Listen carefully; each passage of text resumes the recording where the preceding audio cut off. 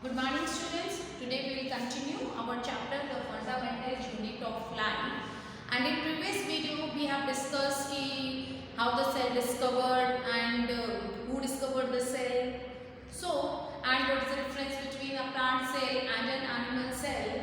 So now the fundamental unit of life, as we know, the cell is the fundamental unit of life as it is the structural and functional unit of our body of life. So here we are discussing how the cell is made up of and what are the cell organelles, what are the various organelles present in the cell. So now one by one we will discuss. So first is plasma membrane, or we can say the cell membrane. So cell membrane is the outer covering of the cell. It is the outer covering of the cell as to protect the cell. For example, जैसे हमारी skin होती है ना, तो skin protect our body. तो इसी तरह से पहले तो स्किन डैमेज होगी, जब जाकर के हम इंटरनल एक और लेयर होगी, फिर एक और लेयर करने के बाद हमारे ऑर्गन्स तक पहुंचेगी. तो skin it is just like a skin of the body और स्किन ऑफ द सेल. तो cell and it also allows the entry and exit of any molecules. It allows the entry and exit of any molecules. यही allow करते हैं, यही permission देते हैं कि किसी फॉरेन पार्टिकल को अंदर जाना है या अंदर से कोई भी चीज बाहर आती है. तो जैसे कि for example carbon dioxide gas is released from our cell and oxygen is there is an entry of an oxygen, so it allows the same. So now the another topic is कि the spontaneous movement of a substance from a region of higher concentration to a region of lower concentration is called a diffusion. As we have discussed earlier, what do you mean by diffusion? Diffusion is a spontaneous movement. Spontaneous movement का मतलब लगातार. Spontaneous movement of particles or molecules from a higher concentration to a lower concentration. Higher concentration से lower concentration की तरफ जब जाते हैं तो there is a movement which is called a diffusion. And same is osmosis, but osmosis we can say it is the same definition, but there is a little difference कि there is a semi-permeable membrane. Semi-permeable membrane. बस ये करना है कि the spontaneous movement of a molecule from higher concentration to region of lower concentration through a semi-permeable membrane is called osmosis. Clear students? So there is a main difference between a diffusion and an osmosis. अब क्या है कि बेटा water also obeys the law of diffusion, क्योंकि देखिए higher concentration से lower concentration की तरफ जाता है. अब the movement of water molecules through such a selectively permeable membrane is called an osmosis. I have discussed earlier. And then after that three things happen. So now we are discussing the three topics: hypotonic solution, hypertonic solution, and another one is isotonic solution. Hypotonic solution, देखिए for example आपने देखा होगा resins, जो किशमिश होती है, अगर उसमें हम पानी में भिगो के रख दें तो क्या होगा, थोड़ी देर बाद वो जो रेजिन्स है वो स्वेल अप हो जाएंगे, मीन्स वो फूल जाएंगे. क्यों? बिकॉज जो वाटर का जो कंसंट्रेशन होता है, जो किशमिश के अंदर वाटर का कंसंट्रेशन था वो लो था इन कंपैरिजन टू द जो उसका मीडियम आउटर सरफेस पर, क्योंकि वो वाटर के अंदर रखी है तो उस वक्त वाटर का कंसंट्रेशन हाई था in comparison to the raisins. Raisin से हाई था, इसीलिए जो अभी मैंने बताया था the spontaneous movement of particles from higher concentration to lower concentration is called through a semi permeable membrane is called osmosis. तो डिफ्यूजन तो होता ही है, लेकिन अगर कोई परमेबल मेम्ब्रेन आ जाती है बीच में, semi permeable membrane. Semi permeable membrane means क्या होता है? जिसके अंदर से कोई चीज अलाउ हो जाती है. सेमी मतलब थोड़ी सी, पूरी तरह से थोड़ी. तो यहाँ पर क्या हमने वो जो रेजिन्स थी, तो रेजिन्स जो थी वो फूलने लगेंगी, क्योंकि जो आउटर सरफेस है वो पानी का जो पानी है उसके चारों तरफ वो डाइल्यूट है, और डाइल्यूट का कंसंट्रेशन हाई हुआ और किशमिश के अंदर पानी की मात्रा कम थी, तो वो क्या हुआ, वाटर को जो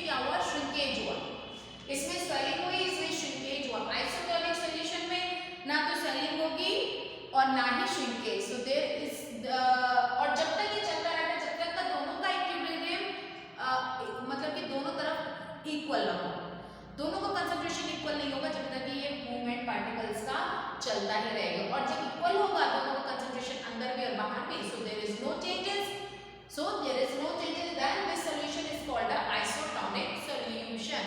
और ये जब तक मूवमेंट होता रहता है, चाहे वो है ना हायर कंसंट्रेशन हो, रीजन से बाहर जाए, श्रिंकेज हो, या जब तक चलता रहता है ये मूवमेंट पार्टिकल, जब तक इक्विलिब्रियम ना हो जाए, जब तक कि इक्वलिटी ना हो जाए। Clear student? So hypotonic solution, isotonic solution, so these are the some of the solution which depend on the osmosis. Next topic is cell wall. Next topic is cell wall. Our next topic is cell wall. Cell wall is another outer covering, just like plasma membrane के another एक और membrane होती है, that we can say it is a cell wall. It is a cell wall. तो अब सबसे outer covering हो गई हमारी cell membrane, जिसे हम plasma membrane भी बोलते हैं, and another outer वो इसके अलावा अंदर वाली जो covering हो गई उसे हम बोलेंगे cell wall. And cell wall is made up of a cellulose. Cellulose किससे मिलता है? प्लांट्स के बाग में cellulose होता है ना, तो cellulose gives the strength to the plants. It gives strength to the plant. इसके अलावा ये हमने एक टॉपिक पढ़ा था ना कि when there is a shrinkage of the cell, जब shrinkage होता है सेल का, क्योंकि जो कंसंट्रेशन होता है अंदर हायर होता है in comparison to the outer area, so there is a movement of particles from inner medium to outer medium, so there is a shrinkage. So this process is known as a plasmolysis. इस process को हम बोलते हैं plasmolysis. अब ये हमारी cell wall, cell wall क्या करता है कि देखिए इसके अंदर सेलुलोज होता है तो स्ट्रेंथ तो देती है, और इट ऑल्सो अलाउ और permit the cell to withstand in the hypotonic solution. Hypotonic solution में क्या होता है, सेल जो है वो स्वेल हो जाएंगी, जिस तरह से किशमिश स्वेलिंग हो जाती है ना, इस तरह से सेल भी हमारे क्या होंगे, स्वेल हो, तो वो इतना उसके अंदर, तो जब स्वेल हो जाएंगे, सेल जो है वो स्वेल हो जाएंगे, तो उसकी वजह से क्या, हाइपोटोनिक सॉल्यूशन में डालने की वजह से वो स्वेल हो जाएंगे, स्वेल होने की वजह से वो प्रेशर देंगे, बस्ट होने के लिए प्रेशर होगा।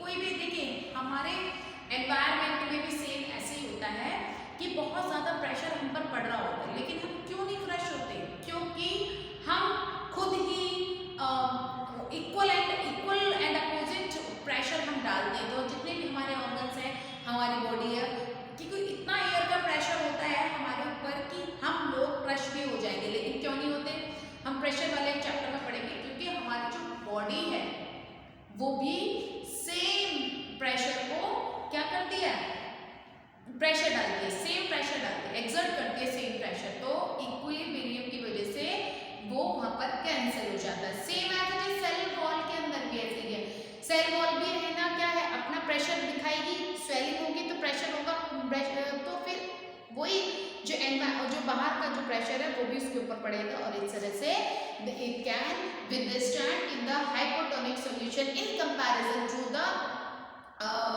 जो बैक्टीरिया, फंजाई हैं और जो प्लांट्स हैं, ये ज़्यादा है ना स्ट्रेंथ होती है इनकी सेल वॉल में in comparison to the higher animals. Clear students?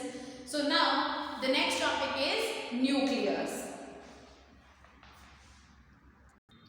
Yes, so students, our next topic is the nucleus. As we know, the nucleus is the control center of the cell, just like the brain in our body. तो brain भी control करता है हमारी body को, तो ऐसे ही हमारा nucleus भी control करता है. इसके अलावा जो nucleus है हमारा किससे बना होता है, एक membrane होती है, nuclear membrane जिसे कहते हैं nuclear membrane. तो एक जिस तरह से cell membrane है ना permit करती है in and out में, allow the exit and entry of any particles, उससे nuclear की सॉरी ये जो nuclear membrane है, outer membrane जो है, it's a nuclear membrane. It will also allow the entry and exit of particles. So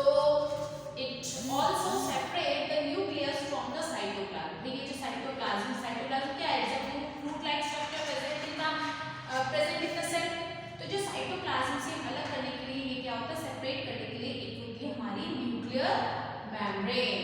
क्या होता है हमारा nuclear membrane. So the nucleus के अंदर क्या होते हैं, nucleus contain the chromosomes. Nucleus के अंदर क्या होते हैं, क्रोमोसोम्स होते हैं। अब ये क्रोमोसोम का क्या वर्क है, क्रोमोसोम करते हैं डीएनए और जो प्रोटीन जो बनता है, डीएनए मतलब information from parent to the genetic, जो इंफॉर्मेशन जो होती है वो काम क्या होता है हमारा डीएनए के ऊपर, क्योंकि क्रोमोसोम के अंदर होता है it contains the information for the inheritance of character from parent to their offsprings.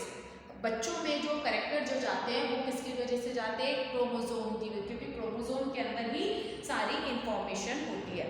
So chromosome are made up of DNA. DNA means deoxyribose nucleic acid, deoxyribose nucleic acids. So जो DNA in the form of protein they form the they carry the information. So students, the chromosome contains the DNA and the protein. तो DNA के अंदर क्या होती है, सारी information होती है फ्रॉम कि किस तरह से इनहेरिट होंगी from parents to their offsprings में। और जो डीएनए की जो डिवाइडिंग है, डीएनए जो वेरियस उसमें सेगमेंट्स में जो डिवाइड होता है उसे हम बोलते हैं जीन्स। क्या बोलते हैं, jeans. When the DNA divided into the segment, तो this is called a genes। और उसके अलावा जो नॉन डिवाइडिंग मटेरियल, अब कुछ तो डिवाइडिंग हो गया बट कुछ जो नॉन डिवाइडिंग मटेरियल है it is present in thread like structure which is entangled। entangled का मतलब इस तरह से thread like structure है जो कि उलझा हुआ सा है, entangled है आपस में। So this is a chromatin material। ये किसे क्या बोलते हैं हम, chromatin material। Clear students? So the nucleus play a very important role in the reproduction। reproduction क्योंकि इसके अंदर डीएनए होता है, तो डीएनए तो ये डीएनए ही तो सबसे ज्यादा जो कि है ना इंफॉर्मेशन होता है फ्रॉम पेरेंट्स से जो इनहेरिट करेगा अंदर, तो ये सबसे ज्यादा इसका वाइटल रोल है। ठीक है students? So now it also in determining the way of the cell will develop and किस तरह से सेल डेवलप होगा, किस तरह से मैच्योर होगा, तो इसके ऊपर डिपेंड है, हमारे सेल के न्यूक्लियस के अंदर डिपेंड है। ठीक है, अब नेक्स्ट टॉपिक आता है हमारा प्रोकैरियोट्स एंड यूकैरियोट्स। तो जो कुछ some bacteria which do not have a nuclear membrane, उनकी वेल डिफाइंड न्यूक्लियस नहीं होता, तो उनकी न्यूक्लियर मेम्ब्रेन भी नहीं होती, तो उन ऑर्गेनिज्म को हम कहते हैं prokaryotes. Prokaryotes. So we can say pro means primitive. जो प्रिमिटिव सेल्स होते हैं, जो प्रिमिटिव ऑर्गेनिज्म से जो सेल्स थे, तो उनके में क्या था, nuclear membrane is absent. So nuclear membrane नहीं, तो उनमें कुछ है ना ठीक से न्यूक्लियस नहीं था। हाँ, well defined, they do not have a well defined nucleus, not they have a nuclear membrane. So उसके अंदर क्या कुछ जो न्यूक्लिक एसिड बने रहते थे वो होते थे nucleoid. They are in the form of nucleoid. ठीक है स्टूडेंट्स?